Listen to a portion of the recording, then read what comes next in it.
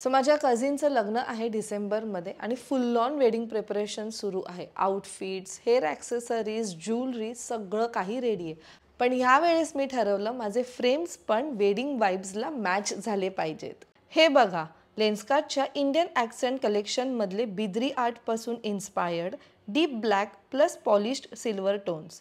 इतकं रिच आणि timeless look. Literally वाटतंय जणू एखादा हेरिटेज पीस पण मॉडर्न टच सोबत घातलंय. माझ्या हळदी लुकसाठी मी हे टिंटेड सनग्लासेस घेणार आहे. Super fun and festive. आणि संगीत नाईटला हे स्लिक आय ग्लासेस. एकदम एलिगंट स्टेटमेंट वाईब.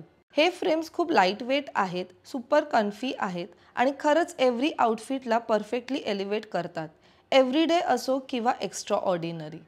सो या वेडिंग सीझनला तुमचे ग्लासेस बेसिक ठेवू नका, कारण तुमचे फ्रेम्स पण डिझर्व करतात एक खास जागा तुमच्या वेडिंग लुकमध्ये.